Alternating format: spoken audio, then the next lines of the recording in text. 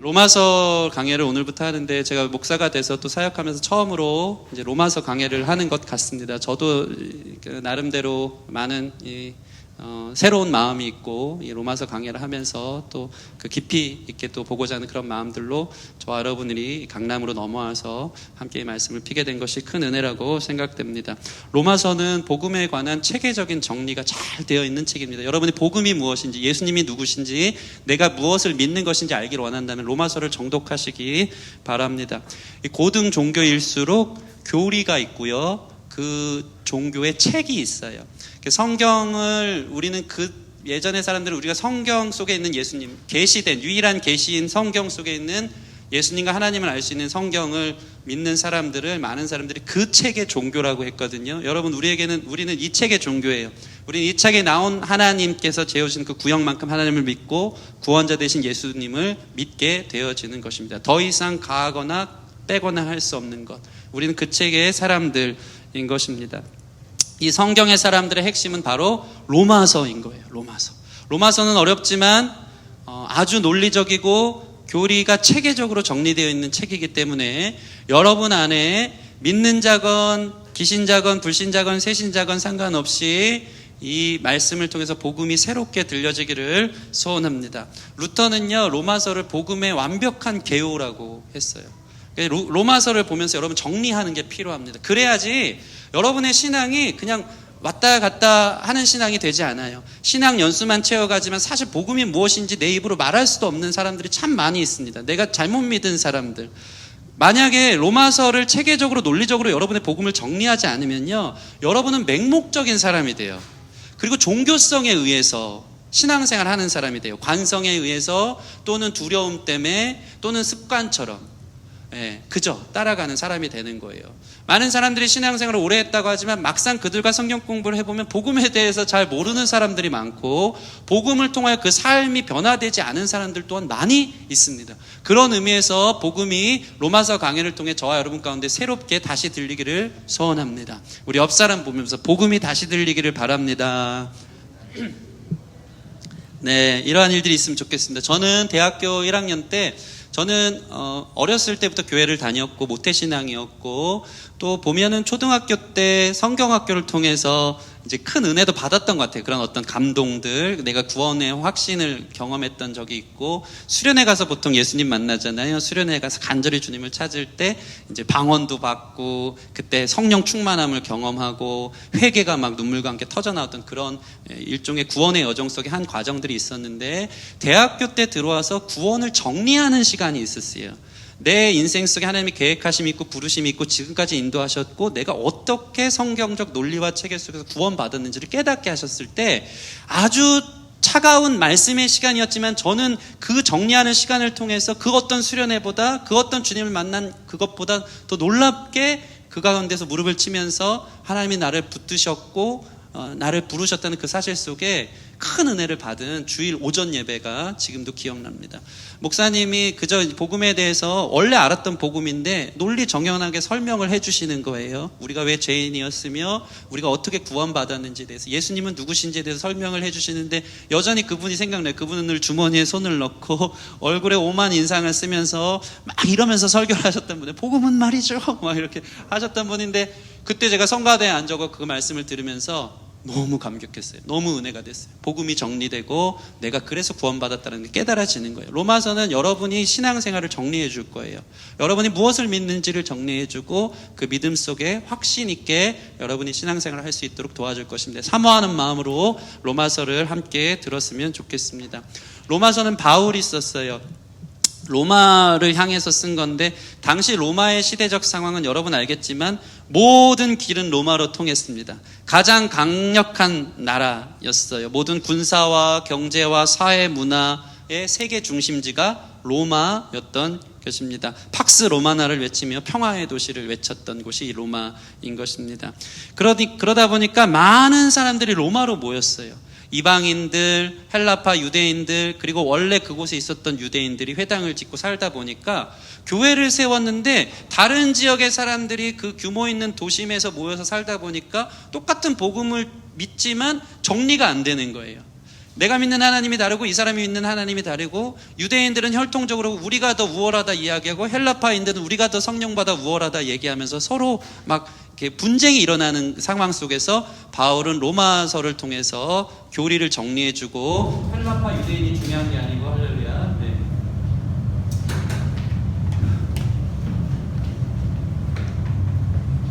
하나 둘 셋. 헬라파 유대인이 중요한 게 아니고, 원래 혈통이 성골이었던 유대인이 중요한 것이 아니고, 헬라파 이방인이 중요한 것이 아니고, 복음 안에서 우린 하나다라는 화평의 주님에 대해서 이야기하고 있습니다. 두 번째는 뭐냐면 로마 시대에 클라우디오스 황제 때 쓴 것인데, 그때는 막 그 유대인들을 이 종교가 너무 커지기 시작하니까 방출하기 시작했어요. 밖으로. 로마 시민인 사람, 뭐 브리스길라와 아굴라 부부도 로마 시민임에도 불구하고 독실한 기독교인이어서 클라우디오가 그들을 이제 밖으로 방출합니다. 그래서 그들이 고린도로 이전해서 거기서 사도 바울을 만나는 일들이 있을 만큼 교계가 확장되니까 이게 너무나도 시끄러운 일들이 벌어지니까 많은 그리스도인들을 로마에서 추방하기 시작했는데, 그 뒤에 네로 황제라고 여러분 아시죠? 가장 로마가 번성했을 때 있던 황제가 네로 황제인데, 이 네로 황제는 처음에는 유화 정책을 써서 다시 다 오라 그랬어요. 오라 그러면 너희 종교를 인정하겠다. 근데 이 네로 황제가 갑자기 권력에 야욕에 사로잡히면서 거기에서 이제 정신분열증까지 일어나면서 그때부터 수많은 기독교인들을 박해하기 시작하는 것이 로마서에 쓰인 시대적 상황인 거예요. 진짜로 이제 사자들을 이제 카타콤 이제 뭡니까 그 콜로세움에 두고 그들을 박해하기 시작하면서 많은 사람들의 그리스도인들을 우스갯거리로 드러내면서 심각한 대환란의 시기가 로마서에 등장하는 시기인 거예요. 그러다 보니까 로마에서 신앙생활을 했던 많은 사람들이 나는 그리스도인인데 도대체 기독교는 뭔가, 내가 복음을 믿는다는 것이 생명을 바치는 것인데 이럴 만한 가치가 있는가에 대한 수많은 박해 속에 혼란이 오기 시작하니까 사도 바울이 로마서를 통해서 너희가 믿는 복음은 생명을 던져도 아깝지 않을 만한 복음이다, 영원한 복음이다라는 것을 가르쳐주고 싶어서 혼란스러운 시대 속에서 사도 바울은 고린도에서 이 로마서 서신을 교회를 향해서 쓰고 있는 것이 보여집니다. 그래서 그 주제, 로마서의 오늘 첫날이니까 개관을 하는 거예요. 로마서의 주제와 개요는 뭐냐면 하나님을 믿는 의, 인생에 있어서 옳다는 건 무엇인지, 그 다음에 주님을 믿는다는 것은 무엇인지 믿음, 그리고 하나님께서 주신 평화, 화평, 그리고 하나님 나라에 대해서 로마서는 잘 쓰여 있습니다. 그래서 로마서를 읽다 보면요, 아주 논리정연하게 1장부터 11장까지는 복음이 무엇인지에 나타나 있고, 12장부터 로마서는 16장까지인데 15장까지, 12장에서 15장까지는 첫 주제가 바로 몸으로 시작해요. 너희 몸을, 그런즉 너희 몸을 거룩한 산 제설 하나님께 드리라. 삶으로 이어지는 거예요. 여러분, 복음은 들음에서 시작되지만 믿음은 반드시 행함으로 이어지는 것을 로마서는 이야기해 주는 거예요. 로마서가 만약에 1장부터 11장으로 끝났다면 우리는 교리 안에서 갇혀있는, 그저 주일만 신앙생활하면서 고개만 끄덕이는 신자로 남아있어야 되지만 12장으로 보면서 그런즉 너희 몸을, 너희가 살아가는 삶의 현장 속에서 너희가 이 복음과 함께 하나님 안에 이 생명에 참여한 삶의 현장 속에서 몸을 하나님께 드리는 삶의 예배자로 나타나라고 나오는 것이에요. 그래서 여러분이 그걸 아셔야 돼요. 내가 이것 또한 요즘은 부담스러워서 잘 이야기를 못하는데, 주일날 단 2시간 1시간 교회에 와서 예배 드리는 것만으로도 나는 그리스도인이 다 됐다, 내가 할 바를 다 했다라고 생각하면 이것은 오산인 거예요. 주님이 원하시는 것은 여러분의 월요일부터 토요일까지 삶도 그리스도인이 되기를 원하는 건 줄 믿습니다. 로마서를 1장에서 11장까지 마치는 사람은 그냥 교리 안에서 주일 예배만 드리는 사람이라면, 로마서를 잘 소화해낸 사람들, 12장부터 15장까지 그래서 너희 삶이 어때야 되는지까지 나아가는 사람은 그런즉 나의 삶이 하나님 앞에 복음으로 살아가는 사람입니다라고 적용하는 삶이 되는 거예요. 그런 의미에서 여러분이 주일에만 거룩하고 주중에는 거룩하지 못한 삶을 산다면 로마서를 들어야 되는 줄 믿습니다. 주일날은 뭔가 은혜롭고 거룩하고 주님 안에 갈망하는 마음, 은혜로운 마음으로 서 있지만, 월요일만 되면 이 카멜레온 신자가 돼서 주일날은 하얀색, 월부터 토요일까지는 까만색 완전 다른 사람이 되는 사람이 있다면 로마서를 다시 들어야 되는 거예요. 그래서 이 복음이 우리 삶으로 이어지는 역사가, 결과가 있기를 바랍니다. 여러분 안에 참 감사한 건 뭐냐면 주일이 복돼요. 복되고 주님께서 주일에 복을 주셨어요. 그래서 은혜가 넘쳐요. 은혜가 넘치고 예배 와서 우리가 성령으로 충만하고 은혜를 경험하는데, 월요일부터 토요일까지는 이걸 실패하는 사람들이 너무 많아요. 로마서를 통해서 주일의 영성이 그대로 삶 가운데 이어지길 바라고, 마지막 로마서 16장은 복음을 믿고 삶으로 살아낸 사람들이 영화 크레딧, 마지막 엔딩 크레딧이 올라가듯이 사람들의 이름이 거기 기록되어져 있어요. 16장. 그렇게 산 사람들, 복음을 믿고 삶으로 몸을 들여 하나님 앞에 자기 삶을 드린 사람들이 영화 크레딧으로 올라가면서 로마서의 대미가 장식되어지는 거예요. 그래서 주님께서 여러분의 인생에 영화 크레딧 같이 올라갈 때 그곳 가운데 여러분의 이름이 있으면 좋겠어요. 너가 복음만 들은 것이 아니고 복음을 듣고 순종함으로 삶을 살아냈구나 하면서 멋있는 크레딧에 우리 귀한 형제자매들의 이름이 새겨지기를 바랍니다. 오늘 그 복음의 첫 시작, 그 서론은 무엇입니까? 매우 간단합니다. 오늘 1장부터 7장까지, 1절부터 7절까지 읽었는데 이 가운데 가장 빈번하게 등장하는 단어는 바로 따라해 보겠습니다. 부르심. 부르심입니다. 부르심. 부르심에 대해서 이야기하는 거예요. 부르심. 사도 바울이 부르심을 받아서 부르심을 받은 자들에게 복음을 전하는 걸로 이어지는 거예요. 복음은 부르심을 받은 자들에게만 들리는 것인 줄 믿습니다. 복음을 들어서 내가 부르심 받는 게 아니고요. 여러분이 복음을 듣도록 주님께서는 창세 전부터 여러분을 소명하신 거예요. 부르신 거예요. 작정하시고 예정하신 것을 여러분 믿으시기 바랍니다. 사도 바울로 부르심을 받아서 그가 이방인의 사도가 된 것이고, 부름받은 로마 교회를 향해서 복음이 전해지는 거예요. 복음이 전해져서 내가 부름받았다는 걸 확신하겠지만 복음 이전에 여러분을 하나님이 부르셨다는 것입니다. 여러분의 이름을 주님이 아십니다. 여러분을 이곳 가운데 주님이 부르셔서 복음을 듣게 하신 것인 줄 믿습니다. 1절 보면 사도로 부르심을 받아. 6절 보면 같이 한번 읽어볼까요? 6절 시작. 너희도 그들 중에서 예수 그리스도의 것으로 부르심을 받은 자니라. 할렐루야. 할렐루야. 우리 옆 사람 보면서 당신은 예수님의 것으로 부름받은 사람입니다 라고 이야기해 주세요. 아멘, 아멘. 믿으십니까? 다시 말해서 부르심이 없으면 아무도 복음을 들을 수 없다. 이것이 우리 가운데 놀라운 감격과 은혜로 들려지기를 주님의 이름으로 축원합니다. 부르심을 받았기 때문에 여러분은 복음을 들을 수 있는 거예요. 바울은 부르심을 받아 복음의 종이 됐고, 복음은 부르심을 받은 로마 교인들에게, 부르심을 받은 이방인들에게 전해진 것입니다. 그래서 중요한 게 있어요. 여러분이 복음을 듣는 것이 하나님이 부르셨다는 거예요. 이것을 기억하시기 바랍니다. 우리나라에 100년 전에 선교사님들이 들어와서 이 땅에 교회를 세우고, 토마스 선교사님 같은 경우는 제너럴 셔먼은 아시죠? 거기서 박해가 있어요. 대왕군, 흥선 대왕군인가? 이렇게 그 세국 정책을 피면서 이방 문물이 들어오는 것을 싸잡아서 죽였던 시절이 있는데, 그때 영국에서 온 토마스 선교사는 배를 타고 내려오자마자 이제 창에 찔려 죽는데 성경책 3권을 던지면서 죽어요. 근데 그 성경책을 들었던 그 칼을 찔른 영수, 생각이 안 나요. 사람 이름이 영수가 아니고 그게 직분이 영수인데, 영수의 종이었던 그 사람이 성경책 들고 가서 이건 뭐지 하고 있다가 그 벽지로 쓰는 일이 벌어지고, 부잣집에 팔려가서 그걸 또 벽지로 쓰는데, 그 벽지를 보던 이제 장대현이라는 사람이 벽지를 보다가 예수님을 믿는 역사가 일어나고, 그 부잣집이 교회가 되어져서 평양 대붕이 그 장대현 교회로부터 시작돼서 100만인 선교 구령 운동이 일어나면서 한국 땅에 놀라운 복음 운동이 일어나는 거예요. 성경책 3권이 한 사람의 피 흘림, 복음을 위해서 수십 년간 준비해가지고 알지도 못하는 낯선 땅 한국 땅에 와서 성경책 3권 던지고 죽었는데, 그 핏값을 하나님이 받으셔서 성경이 세워진 곳에 도배질이 돼서 그곳이 교회가 되고, 평양에 교회가 세워지기 시작하면서 한국 땅에 부흥이 시작돼서 100년 전 선교사님들이 들어오기 시작하면서 대학교를 세우고, 연세대 막 경희대 다 그런 학교 아닙니까? 대학교를 세우고, 이화여대 대학교를 세우고 병원을 세우면서 한국 사회에 큰 공헌을 하고 이바지를 하면서 100년 후에 우리가 그 성경에서 성경으로 연결되는 다음 세대인 여러분 안에 복음이 들리게 된 것은 기적 중에 기적인 줄 믿습니다. 하나님이 하신 일이에요. 하나님이 하신 일이라는 사실을 여러분 기억하시기 바랍니다. 그래서 여러분이 지금 예수를 믿는다는 것이 기적이에요. 아멘. 여러분이 모태신앙으로 태어난 믿는 가정에 태어난 것도 은혜인 줄 믿고 여러분이 지금 교회를 다니는 것도 기적인 줄 믿습니다. 너무 흔한 일 같고 당연한 일 같지만 우리 너무 자연스럽게 이 일들을 해왔지만 누군가에게는 기적 같은 일이고 누군가에게는 죽을 때까지 믿을 수 없는 예수 믿는 일이 우리에게는 믿어졌다니 이것이 큰 은혜인 줄 믿습니다.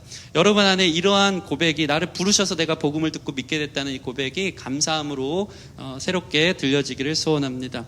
이러한 부르심을 여러분 믿으세요. 창세 전부터 예정하셨고 여러분 고통 가운데서 여러분을 부르셨고 지속적으로 주님이 여러분을 부르시고 계신 줄 믿습니다. 제가 나이를 먹으면서 참 좋은 게 뭐냐면 구원받았다는 확신이 나의 삶의 여러 영역 속에서 발견되어진다는 것입니다. 주님의 사랑이 내 삶에 발견되어지고 가정을 이루고 아이를 낳고 살면서도 더 큰 주님의 사랑이 발견되어진다는 것입니다. 구원을 향해 하나님이 계속해서 부르신다는 것입니다. 여러분이 외로움 속에 있습니까? 그것은 하나님의 부르심의 방편이 되는 줄 믿습니다. 제가 오전에 기도회를 잠깐 인도하는데 야곱이 생각났어요. 야곱은 어떤 사람이냐면 사기치면서 늘 도망쳤던 사람인데 광야로까지 형 에서가 죽이려고 하니까 광야로까지 도망쳐 오지 않습니까? 거기서 돌베개를 베고 밤에 잠을 자는 거예요. 얼마나 무섭고 추웠을까요? 광야 한복판에서 사나운 들짐승들이 울고 있는 그곳에서 머리 베고 잘 게 없어서 추운데 돌베개를 베고 잠을 자기 시작하는데 놀라운 것은 그 돌베개가 나중에는 제단이 돼요. 하나님께 올려드린 제단이 돼서 돌베개를 중심으로 하나님이 임재하는 역사가 있는 거예요. 돌베개는 자기의 고난의 상징 아니겠습니까? 도망친 상징, 외롭고 힘든 삶의 상징 아니겠습니까? 근데 주님은 야곱을 광야로 부르셔서 그 돌베개를 통해서 그를 부르시는데 쓰신 거예요. 그 돌베개를 통해서 하나님이 임재하시고 야곱에게 약속하시는 거예요. 여러분 삶에 어려움이 있습니까? 부르심을 받은 사람에게는 복음이 들리는 방편이 되는 것을 여러분 믿으시기 바랍니다. 힘듦이 있습니까? 외로움이 있습니까? 내 삶에 이렇게 사는 것이 너무나도 지겹고 힘들고 아픈 사람들이 있습니까? 부르심을 받은 자에게는 모든 것이 은혜인 줄 믿습니다. 그래서 예수님을 찾게 되고 그래서 내가 주님을 만나게 되고 그것을 통해서 교회로 인도되어진다면 그것이 여러분을 향한 부르심의 놀라운 은혜인 줄 믿습니다. 아멘. 아멘. 아멘 소리를 크게 하시기 바랍니다. 특별히 중요한 것이 있어요. 이 복음은요, 따라해 보겠습니다. 계속 들려야 합니다. 예, 항상 하는 이야기지만 오늘 이 복음이 새신자에게 들린 게 아니에요. 복음은 새신자, 처음 예수 믿는 사람에게만 필요한 것이 아닙니다. 복음은 로마 교회를 향해 들려졌어요. 복음이 그들에게 들려져서 그들이 무엇을 믿는지 믿음의 확고함 가운데 서야 됐으며 혼란스러운 사회 상황 속에서 복음이 무엇인지 내가 믿는 예수가 무엇인지 그들은 날마다 들어야지만 됐다는 것입니다. 이 복음이 우리는 다 아는 것 같지만 복음을 모르는 사람들이 있어요. 왜 그렇습니까? 우리는 늘 망각하는 동물인 것 같아요. 복음을 다시 듣지 않으면 우리는 그냥 두면 나빠지는 존재예요. 알지만 새롭게 다가오는 것이 예배를 통해서 일어나기를 바랍니다. 평생 들어도 그 복음의 깊이와 높이와 넓이를 우리는 다 이해할 수 없어요. 늘 새롭게 배우고 겸손한 마음으로 들을 때 새로운 은혜가 다가오는 것입니다. 어저께 제가 설교 준비를 하는데 문득 저희 사모님 예와 가끔씩 넣으면 이제 얘기도 없이 넣으면 싫어하시는데 네. 어저께 사모님을 보는데 사모님이 노 메이크업에 이제 똥머리라고 하는 머리를 묶고 있는데 갑자기 고등학교 때 정혜림으로 보이는 거예요. 그러면서 너무 새롭게 다가오는데 아니 왜 제가 나랑 살고 있지? 내 제자였는데 같은 집에서 아이를 낳고 가정을 꾸리고 부천시까지 어떻게 쫓겨와가지고 거기서 한 공간 안에서 지지고 볶고 산다는 게 너무 새롭게 다가오고 낯설게 다가오고 그러면서 너무 신기하다. 내가 한 사람을 만나서 가정을 이루고 부천이라는 땅에서 사는 것이 너무 신기하고 그러니까 이 사랑이 새로워 보이는 거예요. 남달라 보이고. 그러니까 이게 뭡니까? 우리 와이프가 한 똥머리가 와이프를 새롭게 보이게 한 것처럼 여러분 삶의 예배는 복음을 새롭게 보이게 하는 거예요. 내가 알고 있던 복음이 아니고 오늘 새롭게 들리면 그 복음의 확신과 은혜가 나에게 참 기쁨, 존재할 기쁨으로 다가온다는 사실을 기억하시기 바랍니다. 그래서 복음은 씹으면 씹을수록 맛이 나는 것이 복음이에요. 십자가 내가 처음 볼 때에 나의 마음의 큰 고통 사라져. 제가 이 찬양 간증을 자주 하지 않았습니까? 십자가 내가 처음 볼 때에. 저는 어려서부터 십자가 복음 얘기만 지겹도록 듣고 사는 사람 아니겠습니까? 뭐가 뭔지 알아요. 예수님 그래요. 육신의 몸으로 오셨고 우리를 위해 십자가에 죽으시고 부활하셨다 안다는 거죠. 근데 십자가 내가 처음 볼 때에 그럼 그때 생각을 막 다시 돌이키면서 막 쥐어짜고 이게 아니고 그 찬양을 하는데 새롭게 다가오는 거예요. 십자가의 은혜가. 그 은혜가, 그 죽으심이 새롭게 다가오기 시작하는 거예요. 그 앞에 뒤집어지는 은혜가 있었던 거예요. 여러분 안에 복음이 들려도 날마다 예배를 통해서 새롭게 들리는 것이 매우 중요한 것인 줄 믿습니다. 특별히 복음이 우리 삶의 모든 부분과 요소마다 다시 들려야 하는 이유는 뭐냐면 우리의 삶을 살아갈 때 복음을 통해서 재해석해야 되기 때문입니다. 예수님의 십자가 부활 사건이 우리 삶의 곳곳에 실현되기 위해서 우리는 복음을 다시 들어야 돼요. 다시 말하면 십자가의 사랑과 희생의 정신, 섬김의 정신, 그리고 이 땅의 모든 물질과 명예와 권력과 쾌락의 우상을 깨트리는 복음을 우리는 들을 때 우리 삶에 직면하는 수많은 문제들을 우리는 재해석해서 복음의 삶을 살 수 있게 되기 때문입니다. 관계에 있어서 실패할 때 복음을 다시 들으시길 바랍니다. 여러분이 누군가를 판단할 때 복음을 들어야 되고, 죄에서 실패할 때, 죄에서 승리하고 싶다면 복음을 들어야 되고, 좌절하는 여러분의 삶이 있다면 복음을 들어야 되는 거예요. 여러분의 모든 상황 속에서 복음은 계속해서 들려야 되는 것인 줄 믿습니다. 특별히 또 복음을 들어야 되는 이유가 있어요. 그 이유 중에 하나는 따라해 봅시다. 구원은 일회적이지 않다. 이게 매우 중요한 기독교 교리입니다. 이게 무슨 소리입니까? 우리가 복음을 듣고 구원받은 것을 때로는 한 번에 예수 믿고 죽어 천국 가는 구원 딱지를 받은 거라고 생각될 때가 있어요. 그러나 이거는 구원을 확신하는 놀라운 경험이지, 여러분의 구원은 여러분의 삶 전체 속에서 계속해서 진행된다는 사실을 여러분 기억하시기 바랍니다. 구원은 이미 이루어졌어요. 주님의 선언으로 인해서. 그러나 아직 이루어지지 않은 거예요. 그 과정 속에 있는 거예요. 이게 잘 이해가 안 되죠. 제가 늘 하는 얘기지만 예전에는, 조선시대에는 양반이 아닌 상놈이라 그러죠. 상놈들이 돈으로 양반의 위치를 살 때가 있어요. 집이 갑자기 개가천선해서. 그러면 이 상놈이 자꾸 양반이 되었다고 해서 양반이 하던 책을 읽을 수가 있습니까? 없습니까? 못 읽어요. 그들이 가부좌를 틀고 앉아있는 법도 모르고 풍어를 읊으면서 즐기는 법도 몰라요. 이들의 신분은 이미 양반이지만 그들의 삶은 여전히 상놈처럼 사는 거예요. 구원은 이미 신분이 양반으로 된 사람이 양반처럼 살아가도록 계속해서 이루어져 가는 거예요. 하나님 믿는 백성으로, 믿음으로 날이 갈수록 성화되어지는 과정 가운데 있기 때문에 우리는 그 모든 과정 속에서 복음을 다시 들어야 한다는 것입니다. 그래서 바울은 로마서에서 이것을 자주 말합니다. 로마서 8장 24절에는 우리가 구원을 받았다, 과거형으로 말하는데, 로마서 5장 9절에는 우리가 구원을 받을 것이다 라고 이야기해요. 로마서 10장 10절에는 사람이 마음으로 믿어 의에 이르고 입으로 시인하여 구원에 이르느니라. 사람이 마음으로 믿었고 시인했고 끝이 아니라 구원에 이르느니라. 하나님의 여정 속에서, 그 부르심 속에서 우리는 계속해서 복음을 듣고 구원의 성화의 과정 속에서 계속 나아가야 되기 때문에 여러분은 다시 복음을 들어야 되는 것인 줄 믿습니다. 그래서 우리 삶의 모든 부르심 속에서 그 복음을 다시 듣기를 원합니다. 이 복음은 무엇입니까? 따라해 보겠습니다. 한마디로 예수 그리스도입니다. 예, 그분의 복음은 곧 예수님인데, 구약의 예언을 따라 선지자들을 통해 성경에 기록된 대로 이 땅에 오신 주님, 예수님을 우리가 복음으로 믿는 것입니다. 오늘 본문 2절 말씀 같이 한번 읽어보겠습니다. 2절 말씀 시작. 이 복음은 하나님이 선지자들을 통하여 그의 아들에 관하여 성경에 미리 약속하신 것이라. 아멘. 이 복음은 하나님의 선지자들을 통하여 그의 아들에 관하여, 복음은 곧 아들 예수 그리스도인데요, 미리 약속하신 것이 실현된 거예요. 그분이 어떻게 실현됐습니까? 3절 말씀, 3절 4절 같이 읽으게. 이게 복음의 핵심인데 3절 4절 시작. 그의 아들에 관하여 말하면 육신으로는 다윗의 혈통에서 나셨고 성결의 영으로는 죽은 자들 가운데서 부활하사 능력으로 하나님의 아들로 선포되셨으니 곧 우리 주 예수 그리스도시니라. 아멘. 복음은요, 예수님이 참 사람인 것과 참 하나님이심을 믿는 것입니다. 복음은요, 예수님이 이 땅의 역사 속에 오셨다는 것을 믿는 거예요. 육신의 혈통에서 나신 그분은 참 사람이셨어요. 다윗의 혈통에서 마리아가 배 아파서 난 진짜 사람이었던 거예요. 그가 태어나서 살아가는 사람이 살 수 있는 모든 것들을 겪고, 왜 그렇습니까? 왜 인간으로 오셨습니까? 하늘에서는 하나님의 입장에서는 구원을 할 수가 없었기 때문이에요.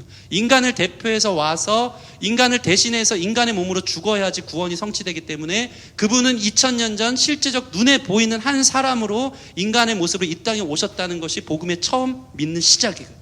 그분은 참 사람이었습니다. 믿으십니까? 2000년 전 이 땅에 이스라엘 저 중동 근동 쪽에서 태어나셔서 우리를 위해 하나님 되신 분이 육체의 몸을 입어 사람의 몸으로 오셨다는 것을 여러분 믿으시기 바랍니다. 그리고 그분은 또한 참 하나님이셨어요. 성결의 영으로 사람이지만, 이게 참 신비죠. 사람이지만 또한 하나님의 아들이었어요. 그래서 그는 십자가에 달려 죽으셨지만 죄는 없으셨고요. 인간은 불순종했지만 주님은 하나님 앞에 일절 순종함으로 끝까지 그 일들을 십자가의 구원의 공로를 이루셔서 특별히 그분은 하나님이 되셨기 때문에 부활하신 거예요. 부활하신 거. 다시 살아나는 거예요. 제가 항상 하는 얘기인데 복음의 핵심은 이거예요. 죄는 사망을 가져와요. 인류가 선악과를 먹었을 때 하나님이 그들에게 너희가 정령 죽으리라 말한 대로 그들은 사실 영원히 살 수 있었어요. 하나님 품 안에서. 근데 그들에게 들어온 결과는 죽음이었어요. 여러분이 살면서 죽지 않는 사람 없어요. 이 땅에 살면서 장성하면 80, 90, 요즘 100세까지 산다고 하지만 영생 장구하는 사람 없습니다. 죽음은 죄의 결과예요. 하나님은 영원하신 분인데 하나님을 떠난 인간의 결과는 죽음이라는 죄의 삭을 경험한 거예요. 그런데 예수님은 하나님이시기 때문에 죄가 없기 때문에 그분은 부활하셨어요. 다시 말해서 죽음에서 부활하셨다는 것은 예수님은 생명이시라는 거예요. 모든 인간들은 죽음을 향해 가는데 예수님을 믿는 사람은, 살아서 믿는 사람은 영원토록 죽지 않고 죽어서 믿는 사람은 다시 한번 부활해서 살게 되는 거룩한 역사가 있는 거예요. 그 예수님을 믿는 사람에게는 다시 한번 영원한 삶이 시작되는 줄 믿으시기 바랍니다. 죽는 것도 그게 끝이 아니고, 죽어서 영원한 죽음인 지옥으로 가는 게 아니고 죽어서 영원한 생명인 천국으로 안방에서 작은 방 건너가듯이 자고 일어나면 다시 새 아침을 맞듯이 여러분 안에 하나님 믿는 사람에게는 천국이 경험되어질 줄 믿습니다. 육신의 몸으로 오셔야지만 구원이 성취되고, 그분이 죽음 권세를 깨트려서 죄 없으시 부활하셔야지만 그분이 하나님이라는 것이 증명되기 때문에 그분이 성육시키셔서 십자가에 달려 죽으시고 부활하셔서 당신이 하나님이시라는 것을 보여주면서 모든 사람들의 죄의 쳇바퀴를 끊고 우리를 생명으로, 부활로, 다시 살아남으로 인도해 내신 거예요. 그분을 믿으면 예수님이 잠자는 자들의 첫 열매라 그랬어요. 잠자는 자들의 첫 열매. 열매가 하나 맺히면, 어저께 제가 저희 승리랑 놀이터를 갔다가 이따만한 대봉 3개를 따왔거든요. 파랗게 되어 있는데 엄청 큰데 그거 지금 말려놓고 있어요. 그거 한 일주일 되면 빨개질 줄 믿습니다. 맛있게 먹을 건데, 제가 그 나무가 무슨 나무인지 몰랐는데 나무에 감 하나가 열린 걸 보면서 이거 감나무구나 아는 거예요. 열매를 보면은 첫 열매가 맺히면 계속해서 주렁주렁 그 나무에서 감이 열릴 것이라는 걸 우리는 예상하듯이, 예수님이 잠자는 자들의 첫 열매라는 것은 예수님을 믿는 사람은 예수님처럼 다음 열매 내가 되고 다음 열매 여러분이 돼서 주님과 함께 부활하게 될 줄 믿으시기 바랍니다. 이 부활에 대해서 설교하면 기독교의 핵심인데 끝도 없고, 로마서를 이야기하면서 저는 계속해서 이 복음을 파고 파헤쳐서 다시 한번 성육신하신 주님이 믿어지고 그분이 사람이었으면서 동시에 하나님이셨다는 사실들이 논리적으로 체계적으로 교리하면서 깨닫게 해주셔서 여러분 안에 이것들이 정리되어지고 믿어지는 거룩한 역사가 있기를 소원합니다. 오늘 말씀에 이게 전부예요. 이게 전부입니다. 여러분, 진정한 평화, 우리 마지막 7절 말씀 같이 한번 읽어볼까요? 꼭 이렇게 전부라고 해놓고서 뒤에 뭐 더 있죠? 아멘. 네, 7절 말씀 같이 한번 읽어보겠습니다. 시작. 로마에서 하나님의 사랑하심을 받고 성도로 부르심을 모든 자에게 하나님 우리 아버지와 주 예수 그리스도의 은혜와 평강이 있기를 원하노라. 아멘. 사도 바울이 기가 막히는 이 문체를 쓰고 있는데, 그가 붓을 들어서 너무나도 멋있게 이야기하는 것이 두 가지가 있는데, 첫째는 은혜와 평강이 있다는 거예요. 이것은 당시에 영원할 것 같았던 팍스 로마나를 외치는 그 평화의 도시인 로마를 깨부수는, 그것을 대항하는 이야기였어요. 진정한 평화는 하나님, 영원한 하나님의 나라에 있다는 것을 보여주려고 은혜와 평강이 너에게 있을지어다. 특별히 복음이라는 것은 영어로 굿 뉴스인데요, 이게 기독교 용어가 아니었어요. 가이사 황제가 특별한 정책을 발표할 때 이거를 굿 뉴스라고 했어요. 로마 황제가 위험령을 발표할 때 그것을 굿 뉴스라고 했고, 로마 황제 안에서 자녀가 출생됐을 때, 왕자가 태어났을 때 굿 뉴스라고 한 거예요. 그게 복음이라고 했어요. 근데 사도 바울은 이 복음을 다시 쓰는 거예요. 진짜 굿 뉴스는 로마 황제가 선포한 정책이 아니고 로마 황제로부터 태어난 아들이 아니라 진짜 굿 뉴스, 진짜 우리 인생의 이 모든 인류에게 가장 기쁜 소식은 하나님의 아들 그리스도가 태어났다는 사실인 것을 사도 바울은 이야기해주고 싶었고, 하나님의 정책 속에서 그분의 경영 속에서 구원을 다시 이루어 가신 것이 우리 삶의 진짜 굿 뉴스라는 것을 이야기해주고 싶어서 사도 바울은 로마서에서 복음이라는 이야기를 빈번하게 쓰고 있는 거예요. 여러분 삶의 진정한 복음이 예수 그리스도가 되기를 주님의 이름으로 축원합니다. 말씀을 마치겠습니다. 실제로 로마서는 기독교 역사 속에서 많은 사람들이 얘기하는데 참 위험한 책이라고 했어요. 왜 그런지 아십니까? 로마서를 읽다가 인생이 뒤집어진 사람들이 많이 있기 때문이에요. 저와 여러분 안에 이번 로마서 강해를 통해 이러한 위험한 일이 일어나기를 바랍니다. 신앙생활을 오래 하는데 내 삶에 전혀 인생의 획을 긋는 복음의 뜨거운 충만한 경험이 없고 내 인생에 변화가 없다면, 제가 항상 하는 얘기인데 교회 왜 하나 싶어요. 복음이 그렇게 능력이 없는 것이 아닌데 3년 동안 신앙생활을 하고 우리 교회 개척을 했는데 여러분 삶에 변화가 없다? 내 인생에 여전히 기쁨이 주님이 아니다? 문제가 있는 거예요. 로마서 강해를 통해서 여러분 안에 이 존재적 기쁨으로 인한 놀라운 변화가 일어나기를 바랍니다. 그래서 실제로 로마서 강해 듣고 많은 사람들이 변화돼서 신학하고자 하는 사람들이 많이 생기기를 축원하고 선교사로 헌신하는 사람들이 있기를 바랍니다. 그런 일들이 일어날 수도 있어요. 여러분 조심하세요. 복음은 그런 능력이 있는 것인 줄 믿습니다. 마틴 루터 잘 아시죠? 마틴 루터는 신학교에서 학생들 가르치는 교수였어요. 근데 그가 수도사였는데 카톨릭이 타락한 게 보여지는 거예요. 교회가 하나님의 말씀 위에 있는 것이 너무 속이 상했고, 교회가 행위에 의해서 구원받는다고 가르치는 것, 면죄부를 판매하면서 베드로 성전 짓기 위해서 니네가 헌금 많이 해, 이게 너희들 부모들이 연옥에서 있는 사람들이 헌금 많이 하면 다시 천국으로 가게 되니까 돈 많이 내 하는 성경의 가치 위에 있는 것이 아니고 그들의 전통과 행위와 어떤 관습 위에 있는 것이 너무 화가 났는데, 이 마틴 루터가 신학생들을 가르치기 시작하다가 로마서를 읽다가 무릎을 치면서 그가 회심하는 장면이 나와요. 그게 뭡니까?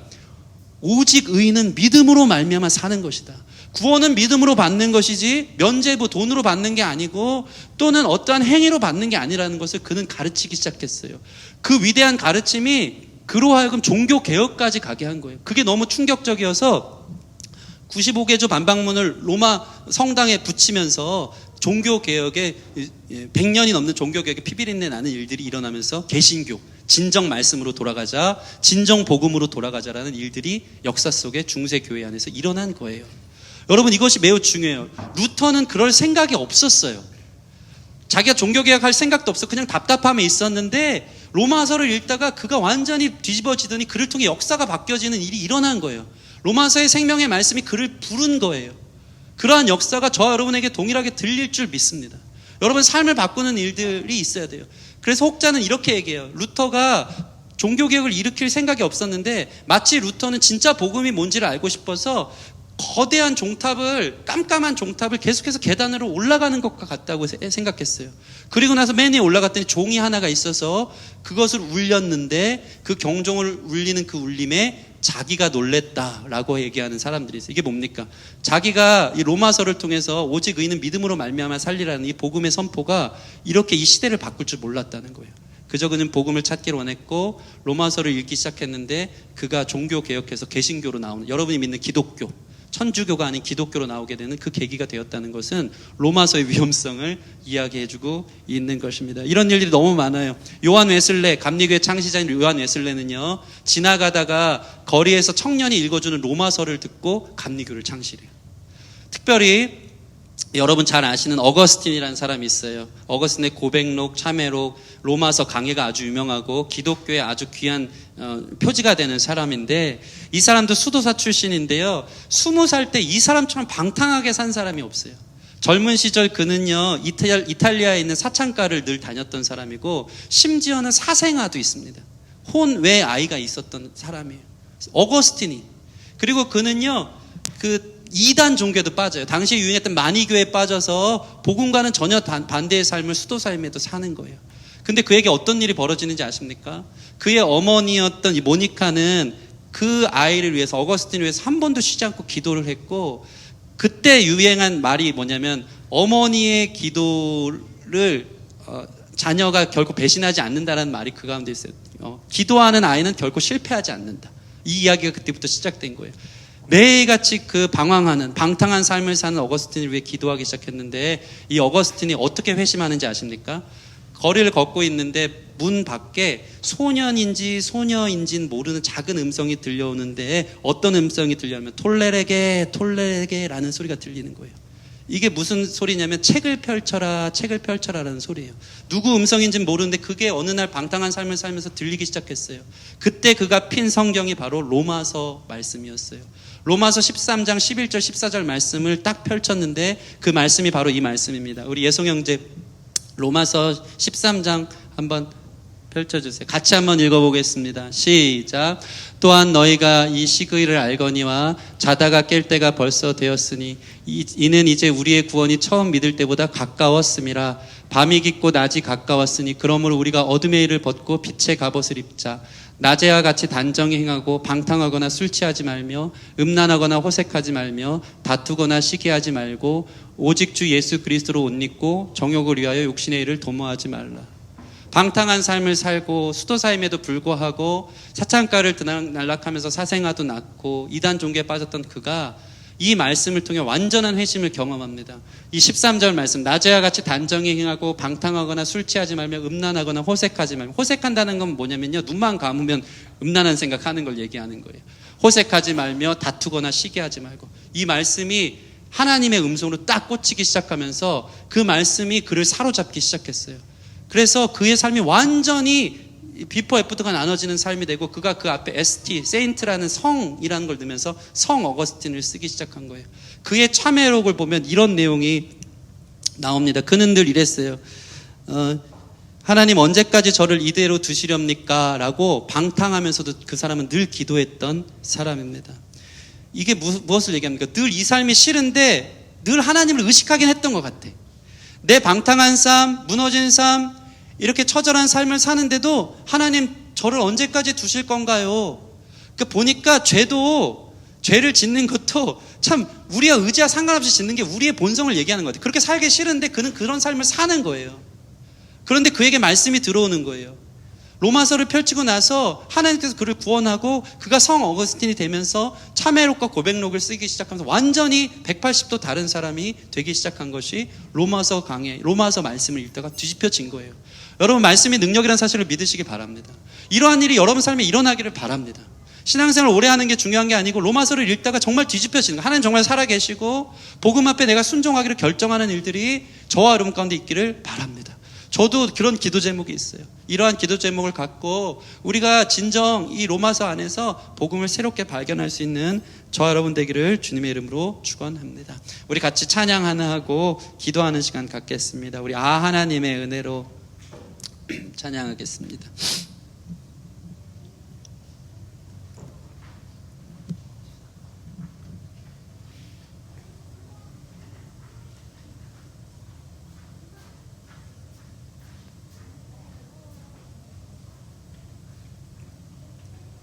우리 오늘 대표 기도도 하고 찬양 기도도 하고 반주도 하고 혼자 울면서 감사합니다. 앞에 가사 보면서 이 복음이 믿어지기를 원하고 새롭게 들리기를 원하고 우리 삶에 새로운 획을 긋는 사건이 있기를 원한다고 기도하며 찬양하겠습니다. 하나님의 은혜로 있을 데 없는 자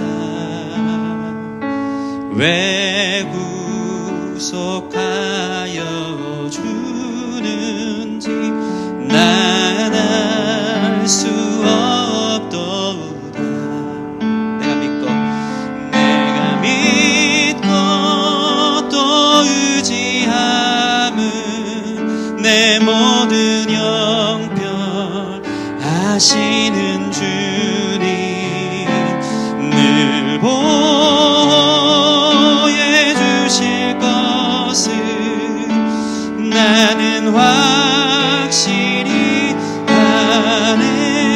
내게 굳센 믿음과 왜 내게 굳센 믿음과 또 복음 주셔서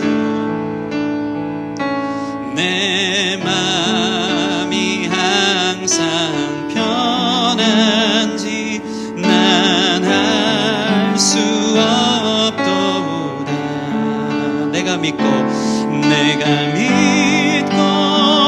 또 의지함은 내 모든 형편 아시는 주님 늘 보호해 주실 것을 나는 확실히 아네. 왜 내게 성령 주셔서 왜 내게 성령 주셔서 내 마음 감동해 주 예수 믿게 하는지 주의 아멘 믿게 하는지 난 알 수 없도다.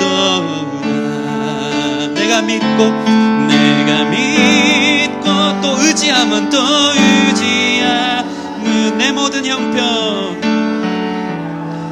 아시는 주님 늘 보호해 주실 것을 늘 보호해 주실 것을 나는 확실히 우리 2절 찬양 다시 하겠습니다. 왜 내게 굳센 믿음과 왜 내게 굳센 믿음 또 복음 주셔서 또 복음 주셔서 내 맘이 항상 편한지 내 맘이 항상 편한지 난 알 수 없도다. 내가 믿고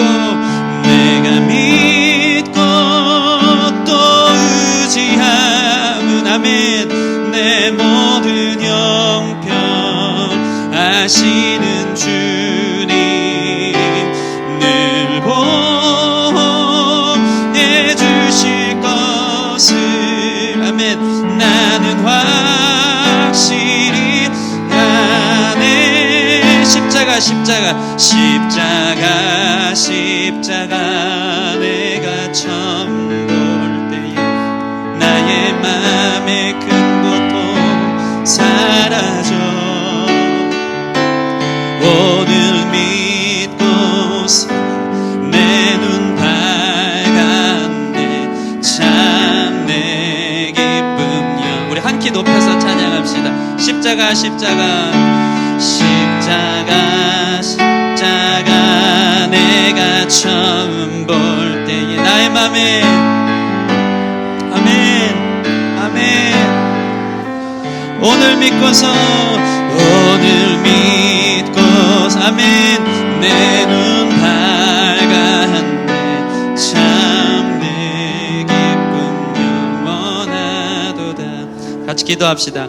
하나님 불러주셔서 감사합니다. 불러주셔서 복음 듣습니다.